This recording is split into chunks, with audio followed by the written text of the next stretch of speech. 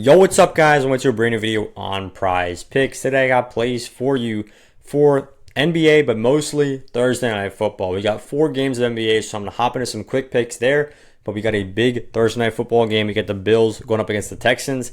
And I think the Texans can make this one close. I know the last couple Thursday Night Football games have been absolutely snooze fest, right? So we're going to get a good one here. And I'm going to go ahead and talk about it. But first up, do me a solid, drop a like on this video. And if you are watching this video, please do subscribe. I post every single day giving you guys the best plays. There is nobody out here who does this with this much consistency, with this much transparency.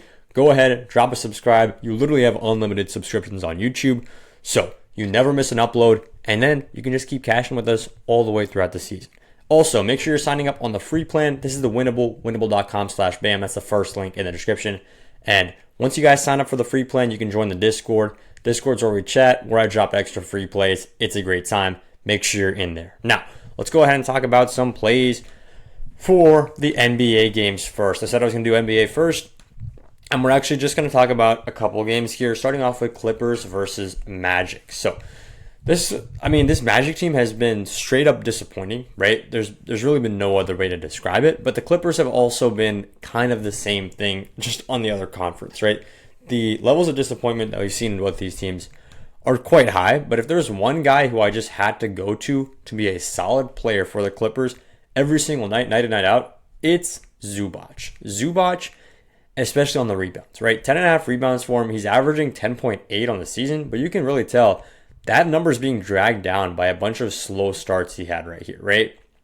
Here, he was, and I want you to notice this, right? He got 21 rebound chances in this one, but only came down with 8 boards. Here, he got 14 rebound chances. He only came down with 7 boards, right? So it's not like he wasn't getting the opportunities at the beginning of the season. He was getting the opportunities. He just wasn't coming down with the boards like he should, right?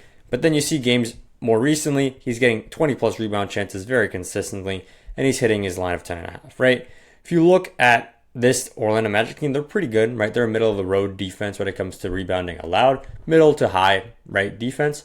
But his line at 10.5, he's hit this in 3 straight games, 11, 12, 13. If you look before that, he's hit it in 6 of the last 7 games. He's hit this in 4, 4, 3.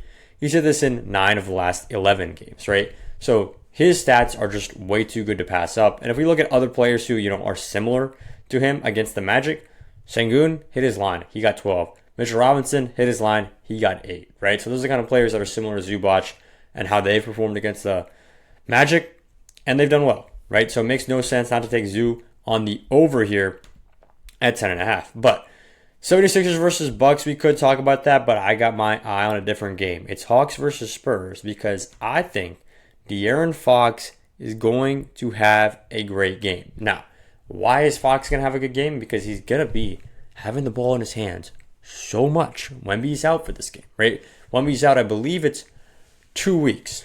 Maybe one to 2 weeks. I know Giannis's and Wemby's are very similar time spans when it comes to when they're coming back. They're both out for the week, maybe 2, right?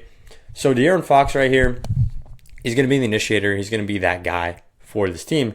And I like him a lot on the points plus the assists, right? So I want to leave the rebounds out of this. I don't want to go PRA. I just want to go points plus assists.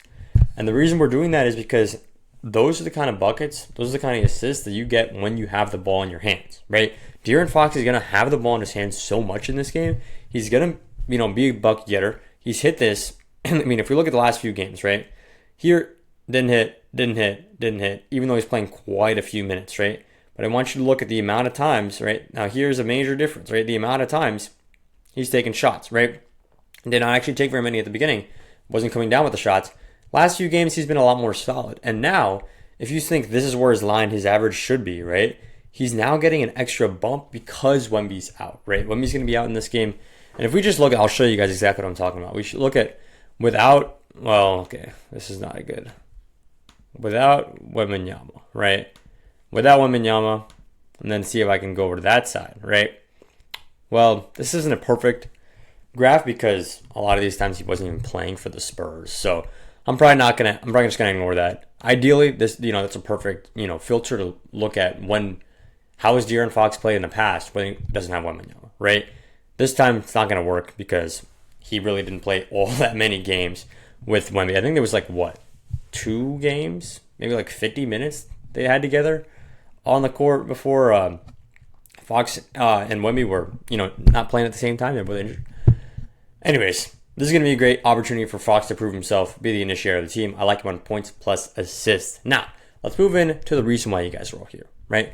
You're probably not here to talk about Hawks versus Spurs, although all you ball knowers out there, all you NBA lovers, probably enjoyed that little pick. We're here to talk about the NFL because we got the Bills and we got the Texans, and there's a lot of important stuff in this game, right? That's the only way to say it. Because the Bills are 7-3, and like everybody thought, oh, there's no way the Bills lose this division, right? Oh, it's happening. Patriots have won 8 straight. It's happening, right? The Patriots beat the Bills. That already happened. It might actually happen. The Bills might actually have to get in through the wild card slot, which, I mean, they're definitely still a lock for. But, I wouldn't count the Texans out, right? The Texans are sitting at 5-5. It's not a great record. It's not a terrible record, right? 5-5. If you go ahead and make some tough wins now, they are definitely still in the running for a playoff spot, right? 100%. If we look at the remaining schedule, I'll show you guys. They get the Colts, they have the Bills, they have the Chiefs. 3 ridiculously hard matchups, right? But if the Texans can pull something out here, if they can pull out 2 of these 3 games, right? It's a big if. If they can, they'll be sitting at 7-6 with 4 pretty easy matchups to go, right? Why am I calling these easy matchups? Because the Cardinals are bad, the Raiders are bad, the Chargers look kind of weird right now. I mean, they just had a terrible loss to the Jags. We will see. We will check up on them then. And I don't think the Colts in the last week of the season are going to have very much to play for, right? I think the Texans are going to win that game if the Colts keep going how they go, right? So why do I bring all this up? Because fast backwards 7 weeks, they're playing the Bills tonight on Thursday Night Football. They could make an upset here, right? They could make an upset here, but let's talk about the lines. Let's get into the game, right? Davis Mills, this line is set at 211 passing yards. This is a very important line to check at, right? What is the Bills, or what is the Texans quarterback line being set at, and how have previous quarterbacks lines been set when they play the Buffalo Bills? I'll show you guys. Lamar's line was set at 229. He went under. Fields' line was set. Fields got injured, right? But he's probably going to hit the under there. True, Justin Fields is pretty bad. Tua's line was set way too high. He hit the under. Rattler's line was set way too high. He hit the under. One player who's been owning the Bills this season and owning mostly every team, Drake May, he actually went the over on this line. Falcons versus Bills. This was another game the Bills lost. Wild game right here. Penix hit the over. Mahomes, his line was set really high. He hit the under. Tua, his line was set way too high. He hit the under. Baker Mayfield, line was set. Did I say it too many times? His line was set too high, right? He hit the under. Now, Davis Mills' line is set higher than Baker Mayfield's line was. It's set around where Tua's line was, right? Why? I've got no good answer for you, right? If you haven't figured it out now, we're taking Davis Mills on the under, right? He's played 2 cupcake defenses in the Jaguars and the Titans. 2 cupcake defenses. And now he's going up against this. Let me show you guys this screen. This is the pinnacle of a good passing defense. And to people who don't like defense, I'm sorry, you might not want to watch your TV today because you got the greatest passing defense. In my eyes, a lot of people are saying it's the Broncos. A lot of people are saying it's the Broncos. I think they're good. But I honestly think the Texans are better this season, right? You got this Bills defense, right? Second in the league, defending on the wild slot. First in the league, defending catches on the midline. Second, middle of the road against defending the slot. They're a good passing defense, right? Oh, and then you've got this. You got this, right? 10th, 11th, 4th, 11th, 10th, 15th. These stats don't look elite if you just watch them, right? Just watch the Texans. They're pretty elite on the defensive end. Of course, they got injuries right now, so you can't fully count those, but just look at these stats, right? Only 2 quarterbacks have hit the over against the Texans. Only 2. And that was Matt Stafford and Cam Ward when his line was set at 180 yards for some reason. Why are we putting Cam Ward's line that low? He's not Justin Fields, okay? Seriously. That's pretty disrespectful for my boy Cam Ward. Anyways, Josh Allen is line at 224. Okay, we're going to clear this up real quick. We're taking Davis Mills on the under, right? He's played 2 easy defenses. Now he's playing a tough defense. His line is too high. Baker Mayfield didn't hit this line, and they scored like 30 points, right? 32 points or something. How is Baker Mayfield not hitting in that game? Because the passing defense is good, right? It's not going to be a 32-44 scoreline or whatever the heck it was last Sunday, right? That's not going to happen tonight. And Davis Mills is not going to go over on this line, right? Plain and simple. Now, Josh Allen is the next guy we got to talk about because 224.5, right? It's a line that's really sitting there, and it's a line that we're not going to take, right? We're not going to take Josh Allen's line because we're going to take the receiving yards side of this exact line, right? We're basically just going to go, no, not taking it there.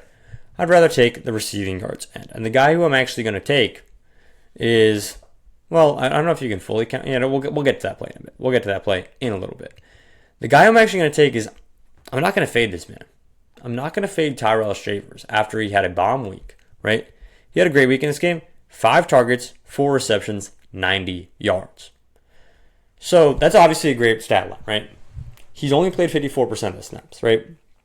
So it's not like he's the guy for this team. He's not the guy in any way, right? But I just think this line is too low, right? He's the kind of player to go deep, right?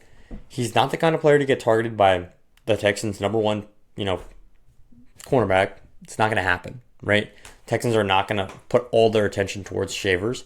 And all he needs to hit this line is 1 deep ball or 2 very, middle of the road kind of catches, right? He got 90 yards, and it's not like this was a random pop-off game. He's been kind of around there, right? 24 yards in this game with 1 catch. 5 targets here, 3 receptions, 27 yards. 2 targets here, caught them both. 24 yards, and he only played 20% of the snaps, guys. I want to show you how low his snap percentage is. 40, 47, 35. Oh, they bumped him up to 54. What did he do? He dropped 90 yards. As a coach, you're looking at this. Oh, we're only putting this guy in 30, maybe 20, maybe 30% of our snaps, right? Oh, let's try to put him in 54 against the big game against Tampa Bay. Oh, what is he going to go out and do? He's going to go ahead and absolutely dominate, be the wide receiver one that Josh Allen needs. 90 receiving yards, 5 targets, 4 catches. This guy has serious potential, and I'm not counting him out. Simple as that. I'm not counting him out. If he gets 25 plus rec yards here, we green. That is such a low line for someone who is going to get a big opportunity in this game. It makes no sense, right? There's no world where his snap share does not go up after that game. There is no world that doesn't happen, right? He just had an elite game. There's no world where they're going to go back down to giving him 20% snaps. It's not going to happen, right? And this line is kind of set as if they're going to give him 20% snaps. We're taking him on the over. Okay, moving on to the next play. Going over to the rushing yards. And I don't even need to say the name at this point. It's James Cook, right? He hasn't hit in the last 2 games, and frankly, I don't care, right? I really don't care. I'll show you guys what I'm talking about with the advanced filters right here. Opponent rush yards allowed, right? This is a tough matchup. It's a tough matchup.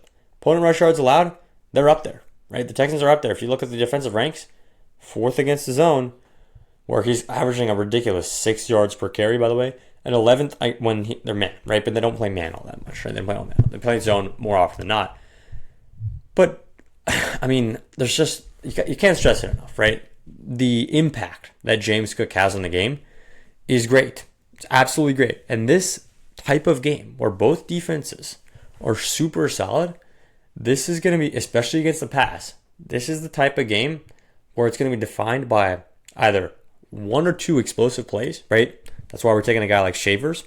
He's the kind of name that you would look at when you go, there might be an explosive play, a 40-yard touchdown that just pops this game open.